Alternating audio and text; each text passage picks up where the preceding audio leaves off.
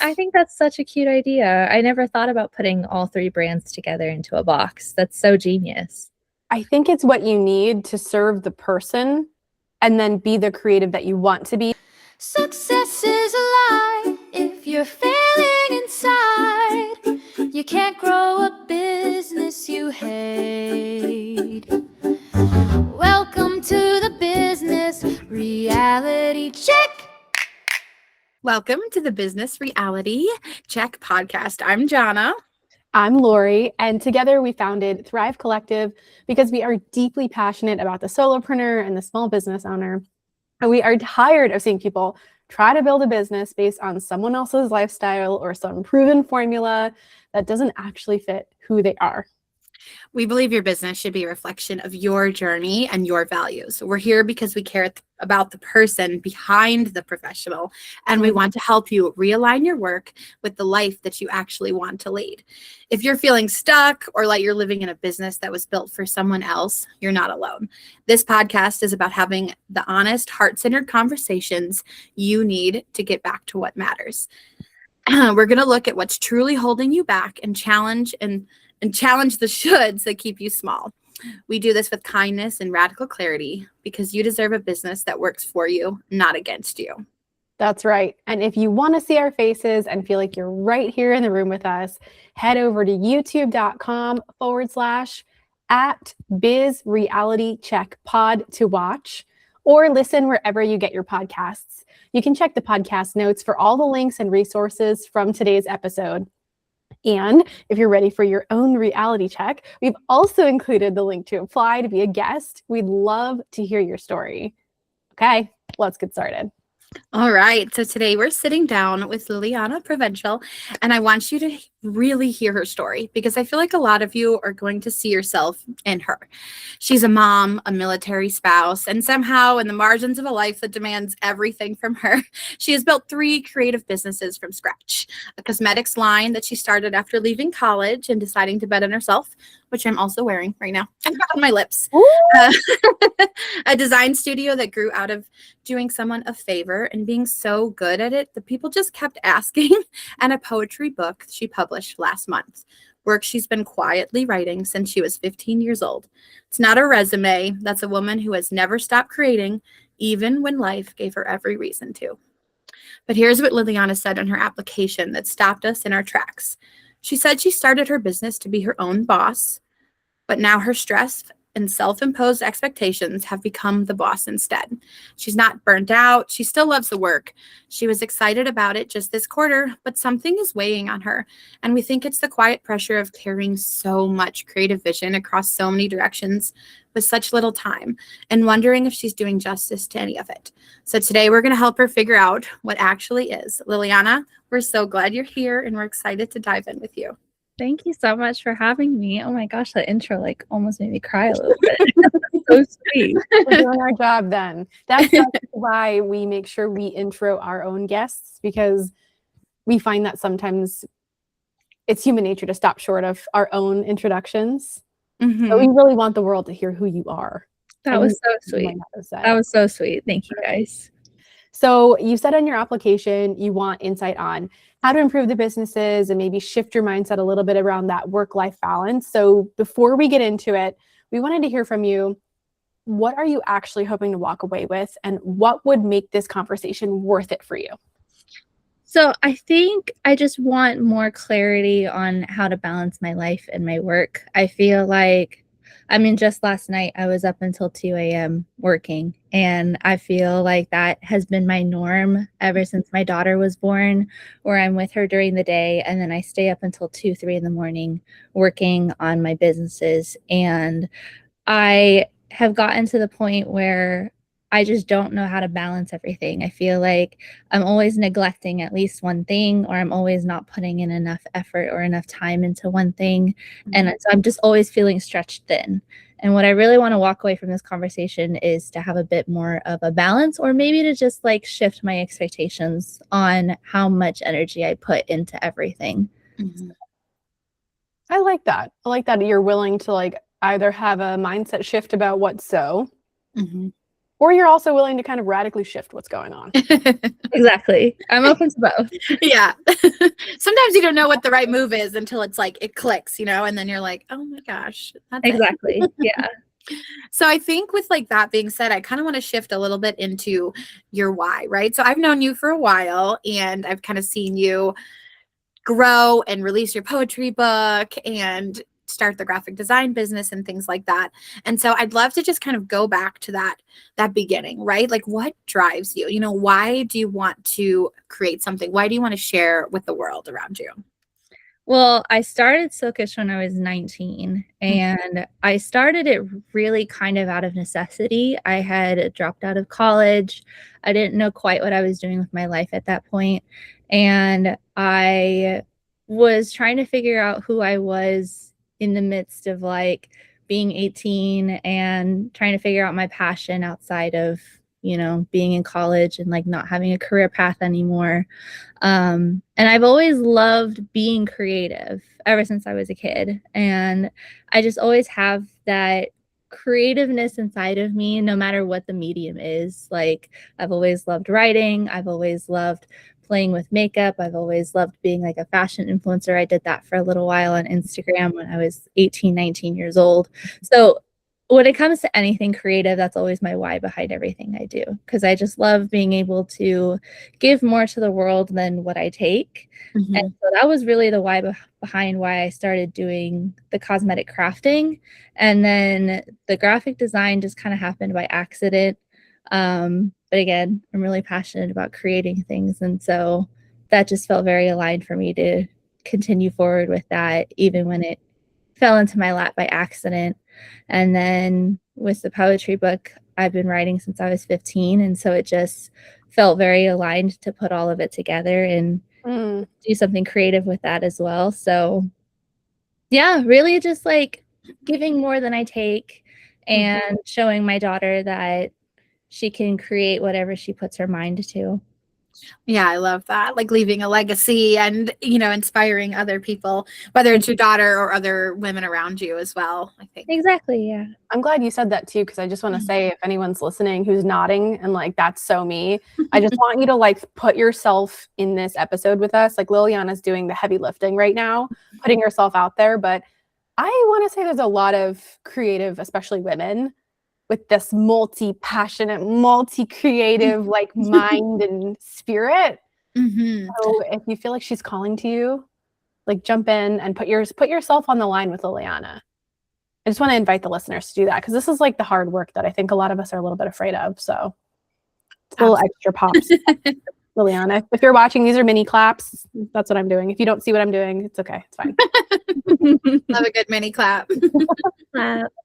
Okay, yeah. So I mean, really, and knowing you, I see your creativeness and it comes through in the things that you do outside of your business as well. But I think that really drives you as a person. And being someone who is more creatively driven myself, I think that we tend to put a lot of expectations on ourselves, right? Because we have these high standards and we're like, no, I want it done this way. I want it done right. And we want it done the way that we see in our vision, right? Whether that's a new product line in Silkish Beauty, or it's a new poetry book coming out, or a graphic design project. It's like, there's so much control over all those little pieces. And it can be really hard to figure out like where our time should be spent and where we should release our time from.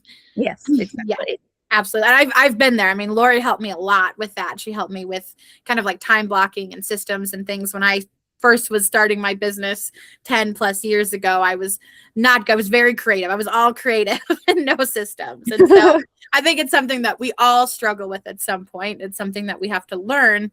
But the problem is the same solution doesn't work for everybody. It's got to be a solution unique to ourselves.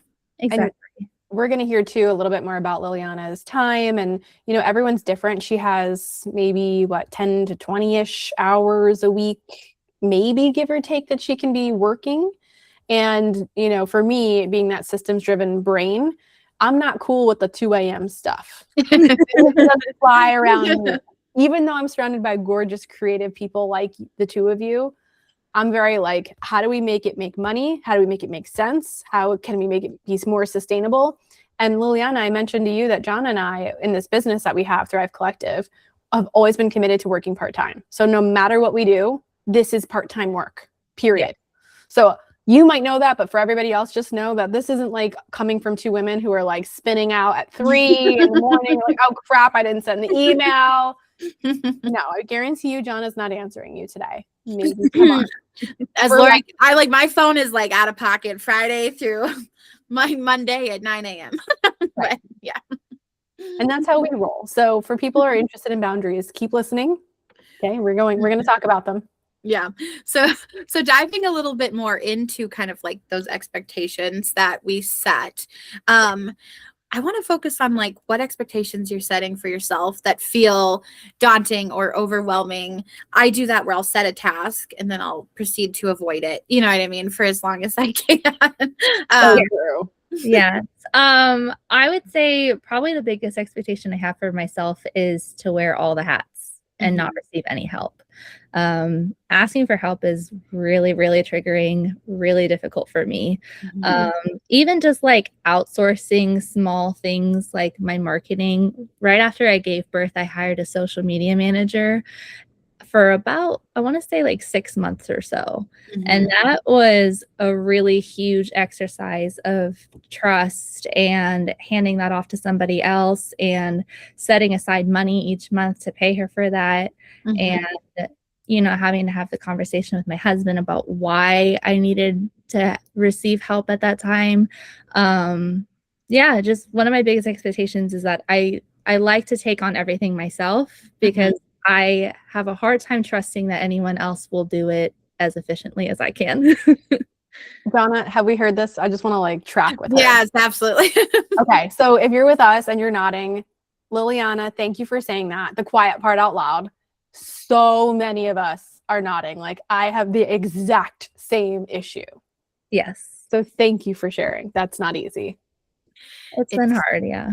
Yeah, it can be. I have similar issues. I'm kind of a control freak in certain ways, and I think it can be difficult for us to release and trust. And I think as we grow in our business and what we're doing, that becomes a little bit easier, right? Because we can learn that's like, it's okay. You know what I mean? Like we're human. It's okay. Like they can fix it. It was a little mistake, but it's not like end of the world emergency. And then I think we also learn like what things we are, you know, setting boundaries on that we are not okay with delegating, because there's certain things that Lori and I do that we're like, no, we don't trust someone else to do this task. This is very much an us task.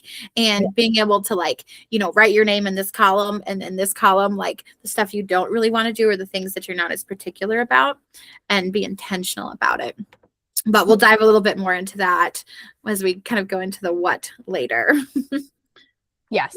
And I love that. And even for this podcast, you'll never see anyone else do the specific setup pieces that we do.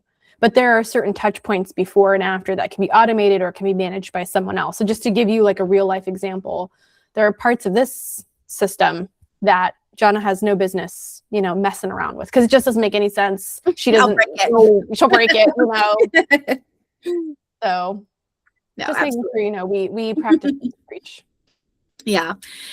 And so we talked, you know, so again, for listeners out there, I've known Liliana for a while and I've been around where she had her Silkish Beauty was her only focus in business. And I've kind of seen it develop and her brand shift and adding these other assets and bringing it into more of like a cohesive, you know, one-stop shop. And so the question, you know, as Lori and I were going over it, we wanted to look at how are the three businesses working together? Are they working together well? Are they overlapping over each other?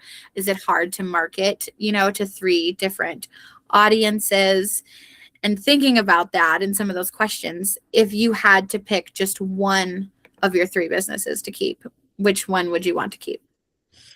They definitely do overlap for sure. Because all the illustrations that I did in my poetry book, like I did them myself.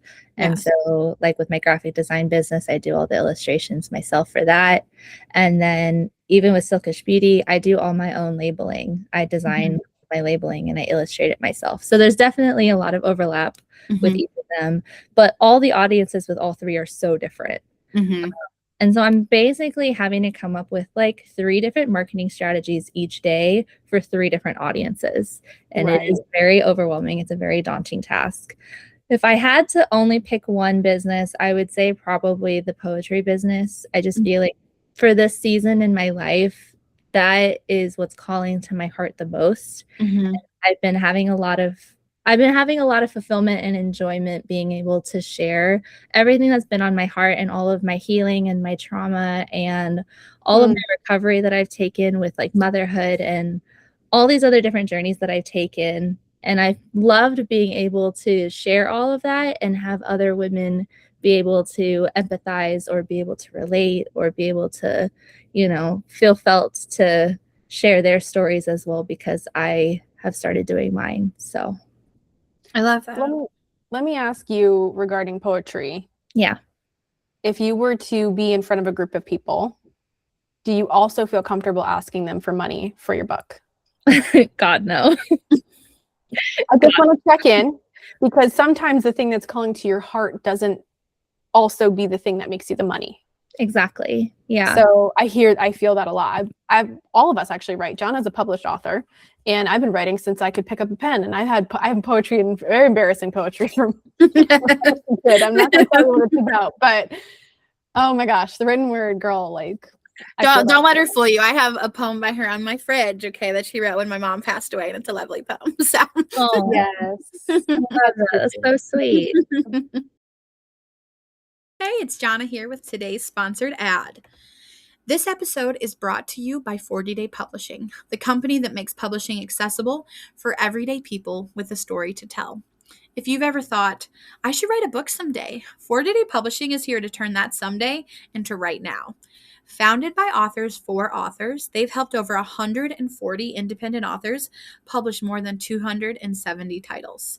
And they do it without the gatekeepers, the confusion, or the crazy price tags that traditional publishing is known for. Their core belief is simple.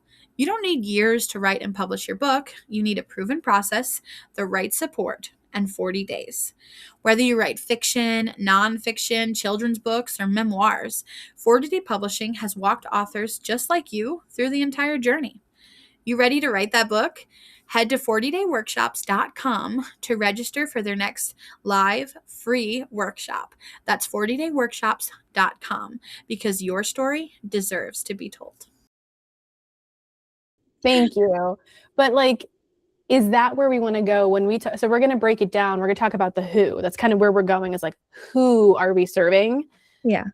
Are you okay to serve in that way where you also get money for those things? And does that feel comfortable and right to move forward, spending your time building these things and then asking for money for them? That's my goal. I think it's a mental barrier that I would like to get past.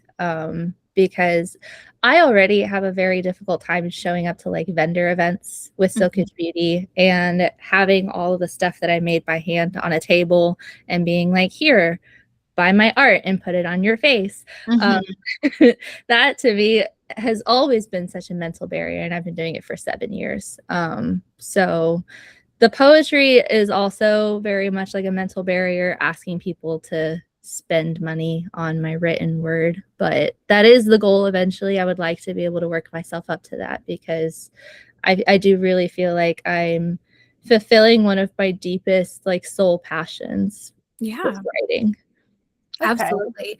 And I think too, like, just a little note before we keep going, like in your mind, right, is I'm a big reader. Like I was also up till 2 a.m. last night, but I wasn't working. I was and like for me, reading something and absorbing that brings me a lot of joy. Like it can bring me not necessarily joy all the time. It can bring me different emotions, but it makes me feel something and I enjoy it. And so don't necessarily think like every person who buys your book isn't doing you a favor. They're going to enjoy what they purchase. It is serving them in some way too. They're going to take away something from it. And so, like it is not just like they're not doing it just to support you. They're doing it because they also want to read it and enjoy it. Yeah, I love that. I'm glad you said that.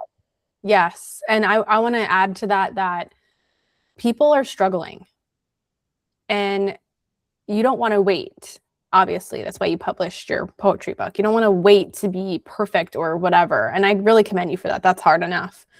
And they're going to enjoy it and they're going to heal through it. And there's a lot that you want for those other people. So I want to know more about who are those people who are going to heal through your poetry. Who won't? I really want to speak to the young moms that are in my specific stage in life, who are in their mid early 20s, who are in the rough of motherhood, who are going to therapy and working on healing their inner child so that they can be better moms for their children. That's really who I want to serve. Okay. Interesting. And then, so with poetry, now I don't want to get too much into the what just yet, Mm-hmm. but is there something other than poetry that you were thinking about? I mean, I like drawing too. I did Mhm. put a lot of my like illustrations into my book. Um, I guess I just feel more of an imposter syndrome when it comes to my illustrations than I do with my writing. It sounds so silly. It sounds so vulnerable. But I feel like my illustrations, I don't feel as confident in them. They feel a lot more vulnerable, and I feel very like inadequate with my illustrations compared to like other artists who have spent like years and have gone to schooling for it and have gotten like professional training for their art and all that stuff. Like I'm just self-taught.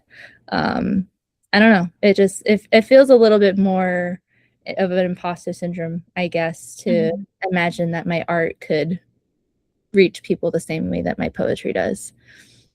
That's what I think a lot of these conversations actually have you uncover for yourself.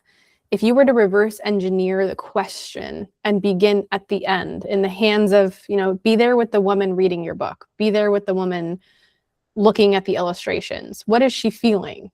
And if all you cared about was generating that feeling, that healing, the feeling, whatever, Yeah, none of this stuff in the middle would matter. Doesn't mean you don't have it or that it's invalid. It is valid. We all feel imposter.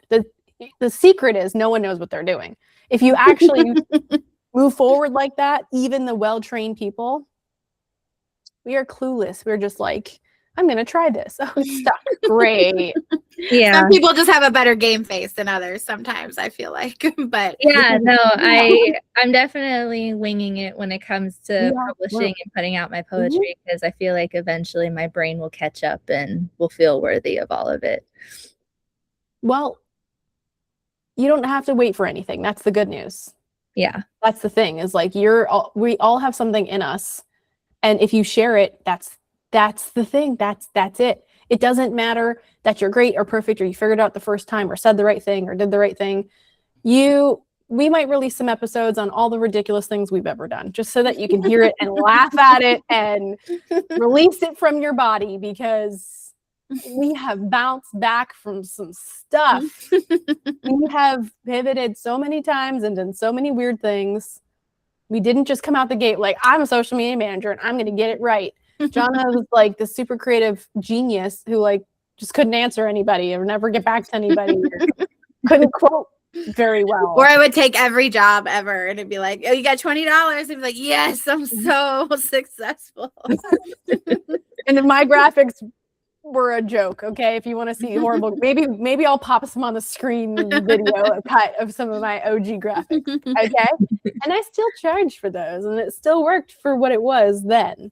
yeah, But yeah, there's nothing you have to wait for. If someone's out there struggling with whatever that is, whether it's postpartum stuff, emotion, depression, aloneness, loneliness, we're not going to let any of our own thoughts or feelings stop us, right, from serving them. exactly. That's what gets you up and not hitting snooze on the alarm every day, in my opinion, when you're an entrepreneur. So if you know who your who is and you actually don't care about any of the other people, it's one thing to like look for inspo, well, what are people doing? What's trending? That makes sense. But if you're going to look on social media and be like, I suck compared to them, then we're going to take your permission slip away and we're going to say you're not allowed to look on social media. Me and Jonna do not use it for that. When we're looking for things, we're usually just looking for leads and possibly trends. And half the time we don't care about those either, because they really don't. No, people going viral is not a goal. Going viral is not the goal. No, I learned that very early on that I never want to go viral because viral is short term. I want to build community. I want to build trust. I want to Yeah. build a sense of loyalty with the people that are supporting my art. Yeah. So virality doesn't really matter to me. No. And it's like with intention. It's like building with intention as opposed to, this little burst and you're attracting just all these people who are not your people. And we don't want that. No, not at all. And it's very negative out there. So it's like, we definitely don't want that. I agree. I think I'm good to kind of jump into more of the what, and we can always circle back because we have a sense of who you're serving. And again, if everyone who's listening did the same thing and said, I'm here in service of this person and this experience, I promise you all the stuff that you worry about won't get in the way. Yeah. It would not stop you from reaching them. So I think we want to shift to talking also about what are we delivering so that it's clear, because you do have a few brands right now. Yeah. Yes. So, we have a little bit of an idea of who you really want to serve, like who the audience is. So looking at the illustrations that you've been doing, obviously you've done them for your poetry book, you share them on your social media. Now, I know that you'd also do branding illustrations as well. Does that bring you like the same level of joy, or do you prefer to do more of the illustrations for like your poetry books and more on like an art side as opposed to a business side? Well, I really like when I do branding for other mom business owners that I've like made friendships with. Like I did a friend of mine's logo branding a couple weeks ago, and she's another like mom business owner that I know really well. And so that to me like brought me a lot of joy to be able to do her branding and have it fit her vision. But I would say in terms of like my creativeness and like my internal fulfillment, I definitely prefer doing like the more artistic stuff and less like the businessy branding side of things. Gotcha. So so as we keep talking, I'm hearing a little bit of overlap because like, your poetry books are geared towards those young moms. And if your branding can also be geared towards them. And so now let's talk a little bit about Silkish Beauty and your audience there. So we can maybe find some of those overlaps as well between these audiences that are so different. Well, I have thought about shifting Silkish a little bit and gearing it more towards moms because what I noticed when it comes to the beauty industry is that there is a bit of a hole in terms of making beauty accessible for busy moms, because a lot of the beauty that's marketed at the moment is that you can sit in front of your vanity and spend about an hour every morning doing your makeup. And that's not realistic for most moms, especially moms like myself. We have maybe about 10, 15 minutes in the day to kind of freshen ourselves up before we go about our life. And so I would really like to kind of shift Silkish and have the products be like multi-use or have them be multifunctional so that it's easier and it's more accommodating for a young mom's lifestyle if she's like super busy or if she owns a business and that sort of thing. I love that. I love that too. So like an example, maybe like a blush that works for like lips, cheeks, eyes type of thing. Is that kind of what you mean? Yeah. Like I have already done like a cheek and lip tint, which was super successful. And I've also done like travel perfumes, which are also really great. Okay. I've done little implementations here and there, but I would definitely like to do like a full shift and market exclusively to busy moms. Yeah, I like that. And honestly, I feel like that's the gap that's missing. You know what I mean? Like right now, I saw you marry your 3 brands together, but I feel like there's been a disconnect. You know what I mean? And just like, I feel like that is the connection piece. It's really just like serving that person that you want to serve and then making your businesses fit that person, right? Because they do, if we just shift the mindset around them a little bit. And like more specifically, we had some thoughts about this. So I don't know if you had thought about it too, but what about like boxes, subscription, blind boxes, memberships? Had you thought about that? I've done a couple of subscription boxes over the last 7 years, and they have not been super popular. I don't know if it's the way that I was marketing them. I don't know if it was the way that I was pricing them. There are so many different factors when it comes to those things, but I'm definitely open to trying it again because I have people ask me for them all the time. Okay. I was almost thinking like, and Lori and I were talking about this when we were prepping the other day for your podcast, and we were talking about like bringing the brands together in this box. So like it's not just a beauty box, you know, it is a box for young moms. You've got your poetry book in there. You've got maybe some sticker illustrations that you designed for this month that are like uplifting for moms. You've got little self-care items and your like travel products from your brand, and you can include like a different featured product, but really marrying them together and just kind of creating that feeling. You know, maybe there's affirmation cards in there with your poetry, or just things that moms need throughout the day to like be like, oh my gosh, I know the house is a mess, let me just look at this card for a minute, take a breath, you know, like things that help us reset and not be so overwhelmed in the moment. I think that's such a cute idea. I never thought about putting all 3 brands together into a box. That's so genius. I think it's what you need to serve the person and then be the creative that you want to be, so you're never limited, because you can do things whether they are monthly, quarterly, event-based, seasonal. I mean, one-off gifts. There's like a million corporate gifts. I mean, forget it. If we talk to you about marketing ideas, we'll be here for 10 minutes. But I think if you had one brand that embodied this thing, you would be thrilled. It would be thousands of hours less because it's just one thing you're marketing. Yes. But then it also kind of sounds to me, in my opinion, like you're kind of building a community around this. So I don't know if you want to have like a coinciding Facebook group. You could or not saying you had to, but just saying you have 10 to 20 hours in a week. And if you want to follow by our rules, you're not working at 2 a.m. if it doesn't serve you. Some creatives are night owls. That's different. Oh, it definitely does not serve me. Okay. It's hard when you stay up late and you have to get up early with the kiddo still, because then it's just, Steam, running on steam. And then you don't get to feel whole anymore. It's like, ugh. Yeah. You know.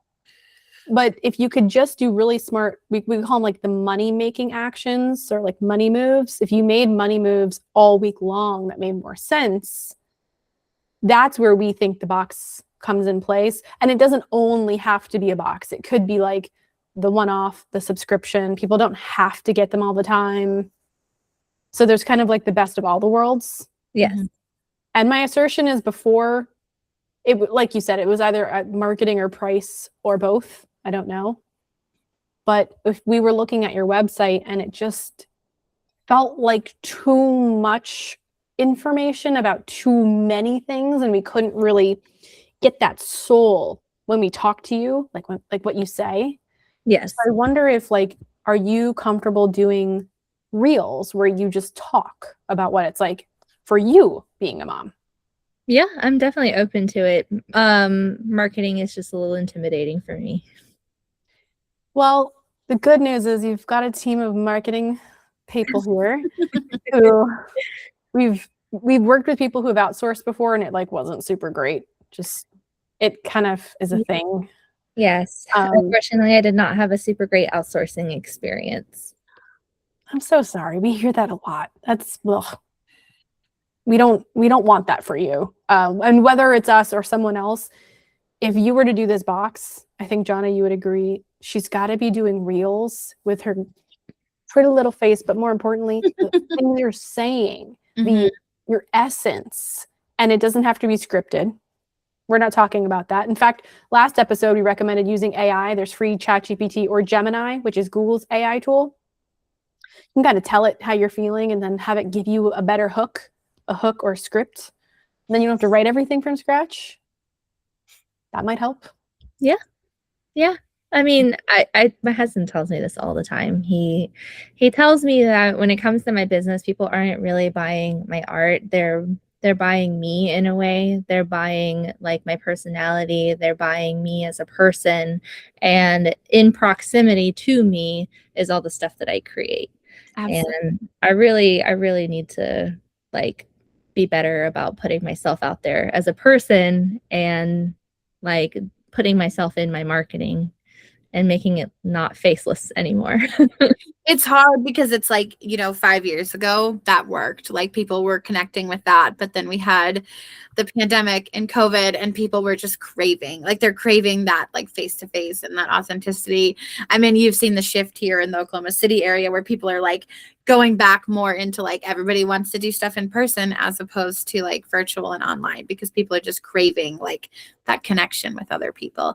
And especially people who are struggling with pain points or things that maybe they're afraid to say out loud. I feel like you've always been that person who will say out loud what needs to be said out loud. And you're not afraid to like, you don't shy away from that. And I think people need to hear that. I mean, I've seen your posts and I've been like, I wish I could do, like, I wish I could say that. But, and like, I'm like, oh, I'm just going to vicariously live through Liliana. But, and I think like people need that. They need someone who's not afraid to like say what needs to be said. And that attracts people to you. I love that. Thank you. I appreciate that. And I think people need to hear from the person. They need, whether they even know, like maybe they'll find you on Insta and then from there make a buying behavior, a buying decision, or maybe they'll find your product and then find you. So whether or not you do a community, I think the spoken word through Reels is how you reach more people. And you want to do it in a way that also invites them to make purchases. You have to do that. Doesn't have to be on every single one. But if they're looking for help, you have to remember, what were you feeling when you were struggling? Or how do you still feel when you're struggling? Do you wish someone would just reach out and say, Liliana, this thing will help you. Try this. I invite you to try this. Most of us are kind of like that. We kind of just need a little bit of guidance. Mm-hmm. Yeah. And then we'll figure it out for ourselves. And with Instagram, I think you have, is it Shopify? What? Yeah. You can have your whole catalog connected to Insta, Facebook, and I think TikTok still. Yeah. So that to me is a no-brainer, because if we're thinking like making it easy for a young mom who's got 5 minutes to herself to like poke around on the social media, what better place? Absolutely.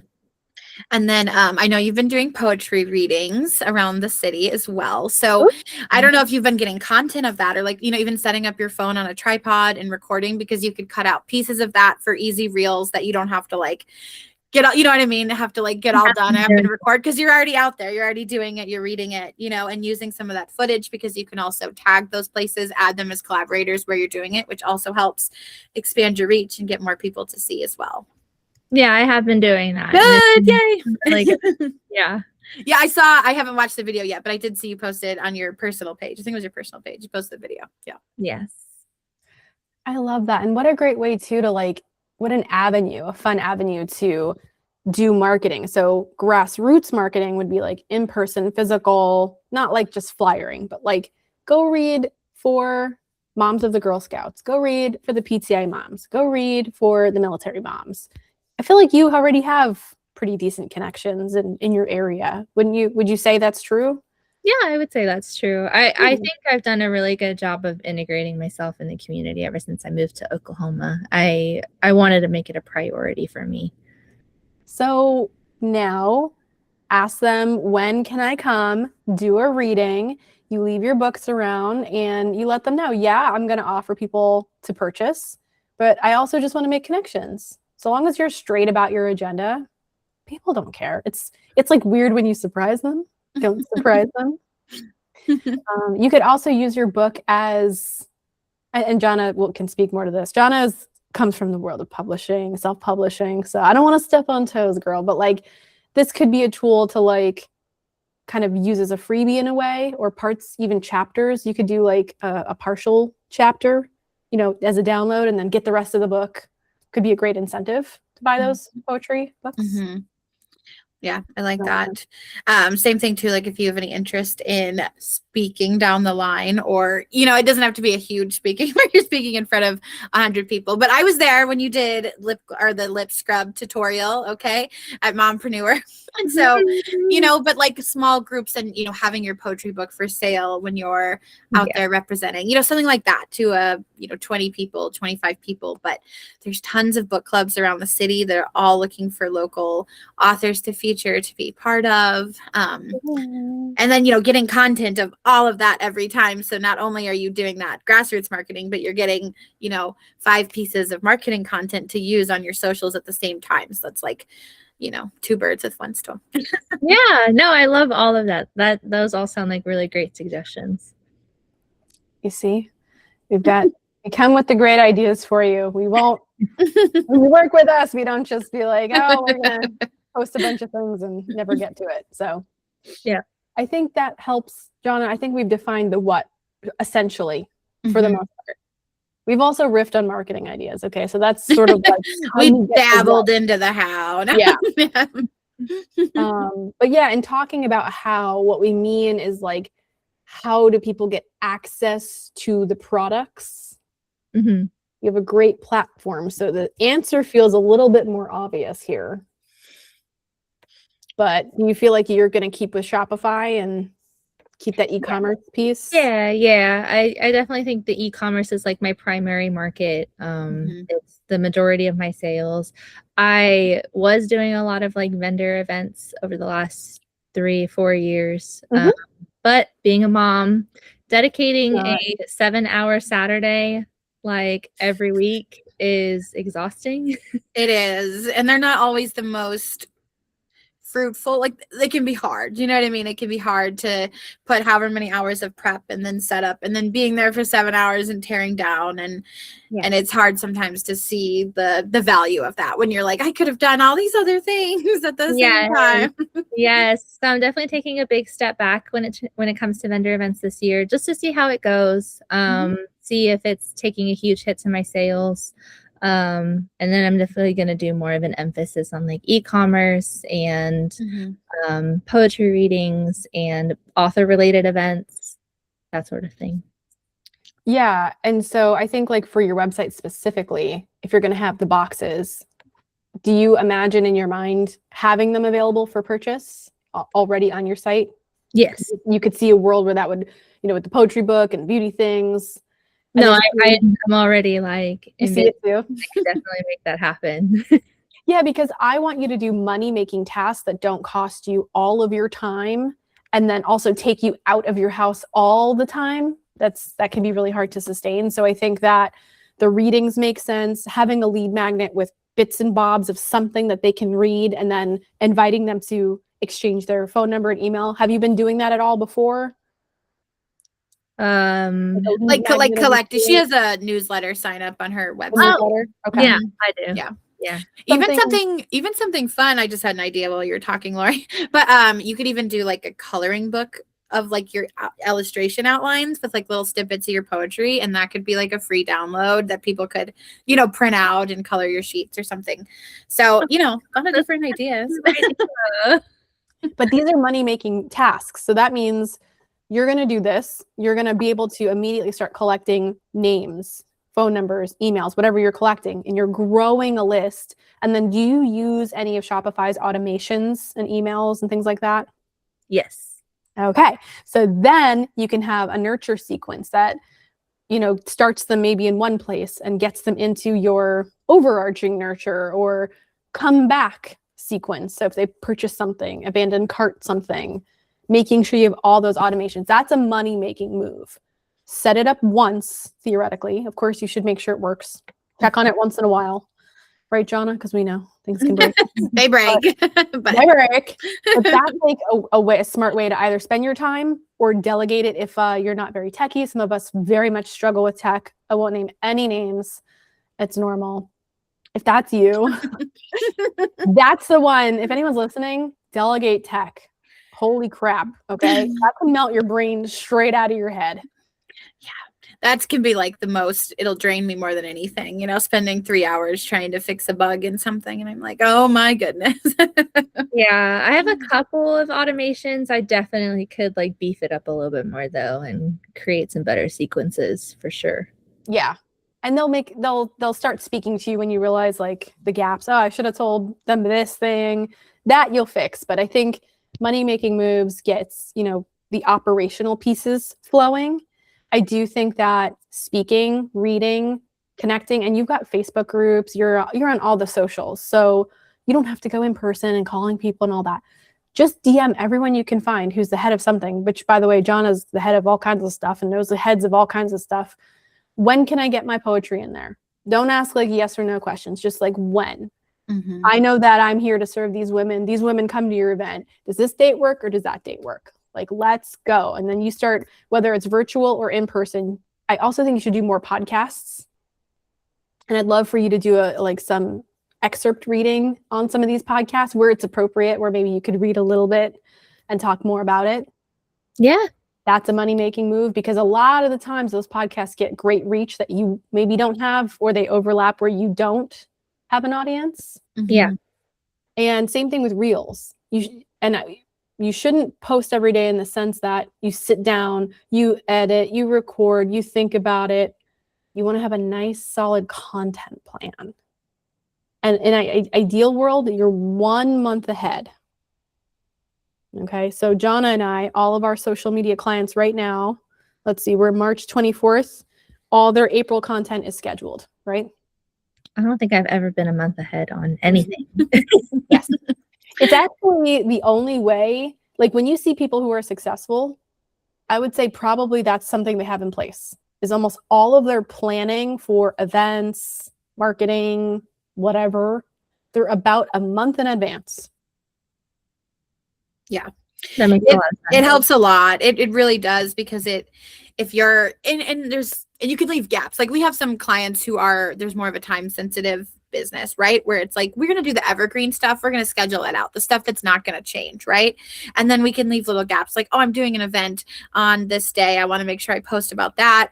Well, we can leave that. Right. So that way you're like, wow, I only have to do 4 manual things this month and the rest are already scheduled. That's so much less pressure. So I can focus on being creative and reaching the people who need to be reached. I love that. Yeah, I definitely need to be better about scheduling things out in advance, because I'm horrible about that stuff. It's hard. Start with the obvious, easy stuff. If you're thinking April, just for an example, and there's holidays, like you want to make an Easter note or something, like March is Women's History Month. That could be something you riff on all month long. And then there could be those things that things strike you and you go live and you just felt called to like say something. Cool. But at least you've got all your evergreen notes. And then that's why we do content buckets. And I know you said you struggled a lot with content. So that's why I wanted to take a moment to talk how and give you a couple content notes that we thought you could really benefit from. So get yourself a month in advance and then think in buckets. Okay.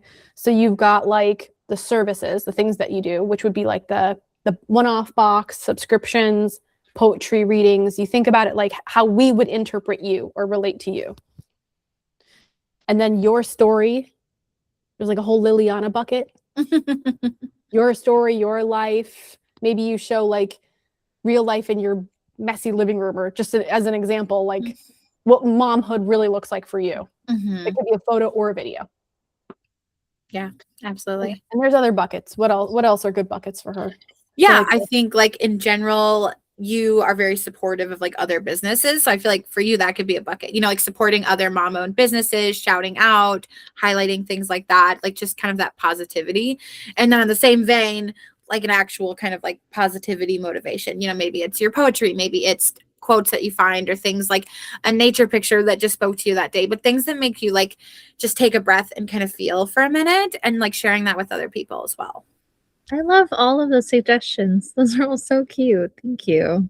Well, our pleasure. And that's why we send the notes. So you'll be getting the notes from today. And anyone who comes on, that's what we do too, because it's just, there's so much information. We want you to feel so set up that you don't feel like, oh my God, I got 100 tasks. Actually, we kind of want to reverse that. We want you to say, if you have 10 or 15 hours, when you go in your calendar, you only give yourself X time to do these things. If you don't finish, guess what? You just do it the other time in the week that you scheduled it. You don't carry it till 2 a.m. So if you're content planning, maybe you do a little bit each week for the next month. And that's it. You give yourself 30-minute blocks, and then you have to go take a break. Look outside, get up. I don't know, make a fancy drink, whatever you're into. That's how we roll, because neither one of us can really work for like many hours at once. We need like shorter bursts. So we just know that works. But the relationship you have with your calendar, that's kind of what you said in the beginning, like all these self-imposed, like got to get it done, got to do it now. It's like, but who said, like we're talking money-making tasks. If all your focus was is serving people and making sure you can make money from it, then you would go fix your website and get your boxes up. And you could just do it in 1 hour blocks at a time. Like it's no big deal. Because I think in Shopify you can be in dev mode without having to publish, right? Yes. Mm-hmm. No big deal. Like it's no big deal. It doesn't have to be like a sweatshop 3 a.m. like horrible, and then you wake up and the baby wakes. It doesn't have to be that anymore. In fact, here's your permission slip. I always have something. This is my little treadmill. No more 2 a.m. No more 3 a.m. None of that. If you don't want to. I don't want to. You can take the permission slip and that's that. And you can just do it when it makes sense. Jonna and I both have different schedules. You can tell because I'll DM her all at one time and then I'll hear from her, some other day, some other time. And in between those, our team is still getting the other stuff done. We don't do it all ourselves either. So yeah. Yes, my schedule is kind of weird, but that's mostly just me. I just bit of a weirdo. But we all are.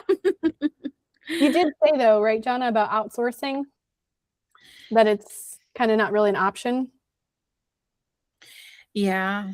Liliana, you were saying that outsourcing doesn't feel like an option. We were talking a little bit about delegating. So was that really just more of a control? Yeah, I have trust issues with outsourcing and delegating tasks to other people. It's definitely an exercise of trust, and it's an exercise of being willing to ask for help and being willing to receive it. Mm-hmm.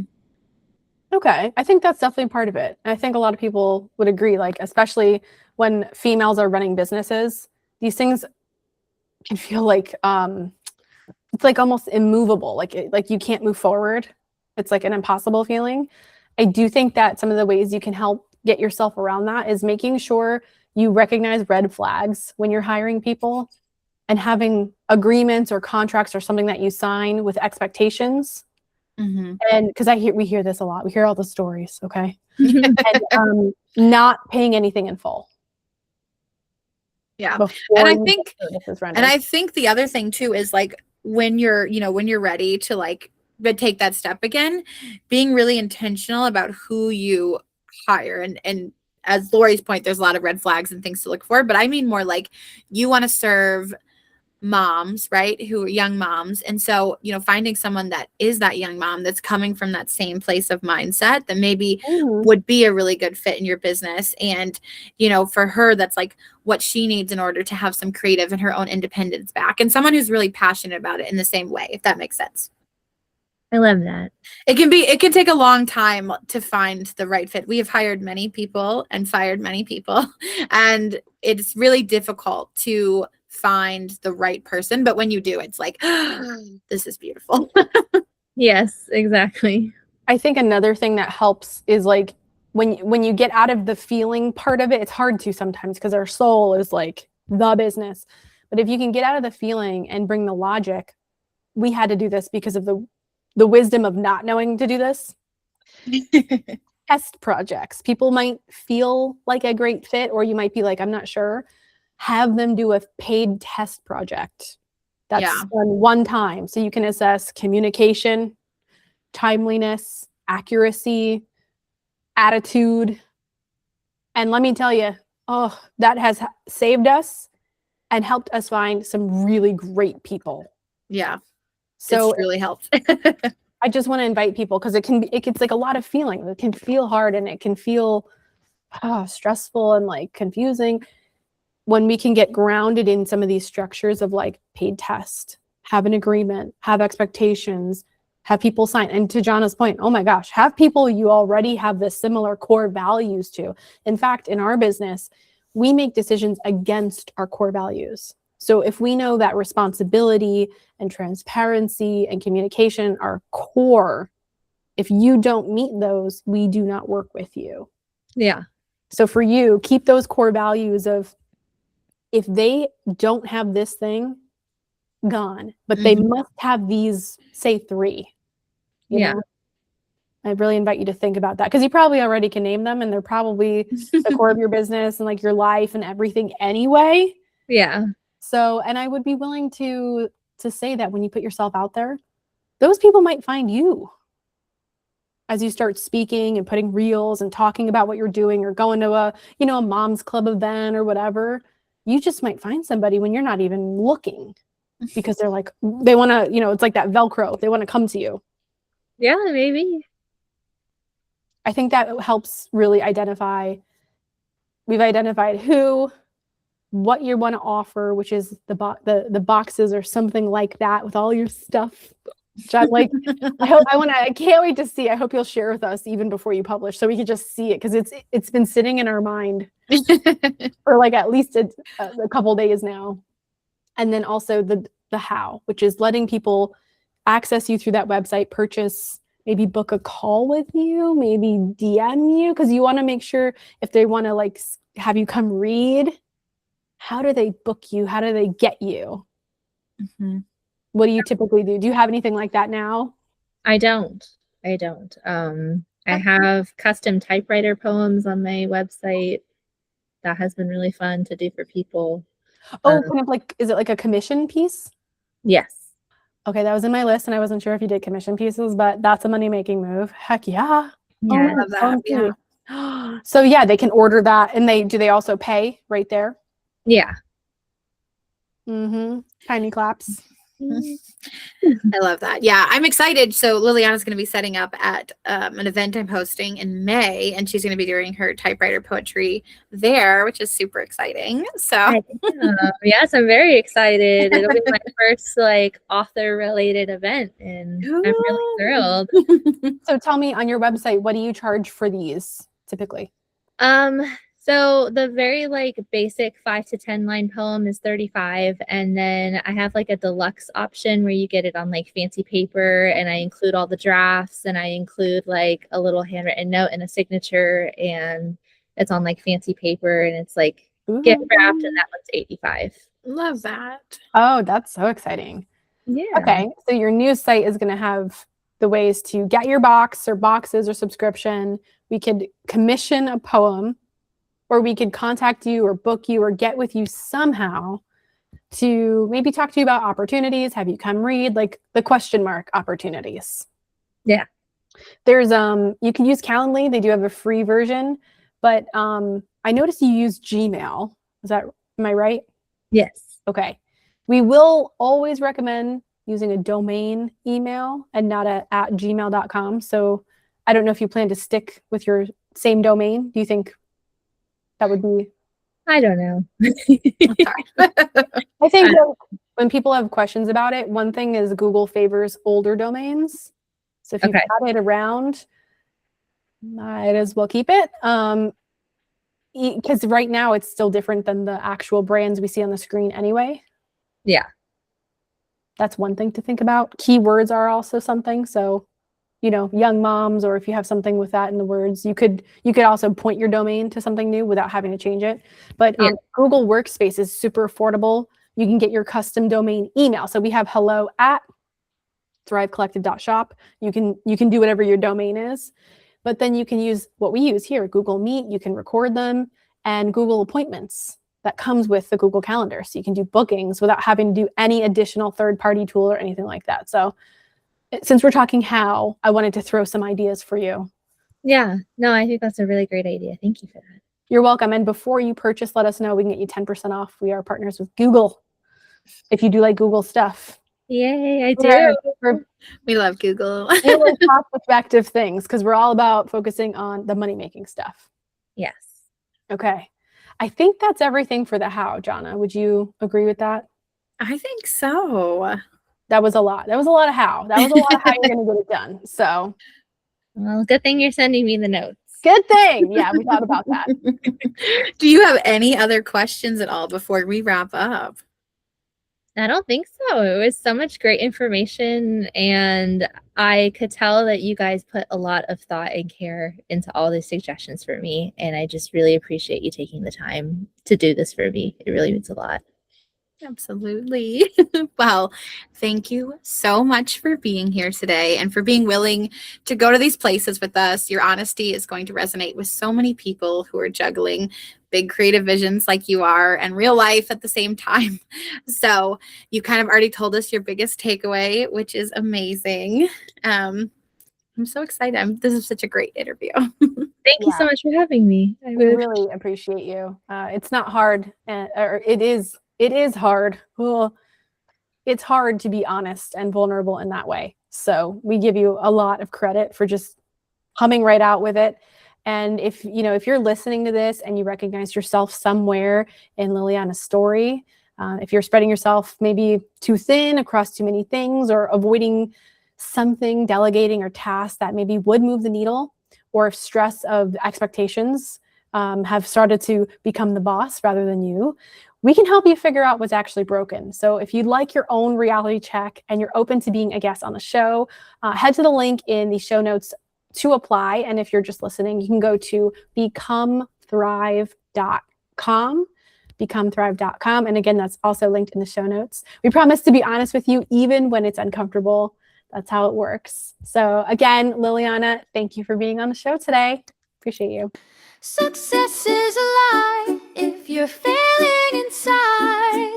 You can't grow a business you hate.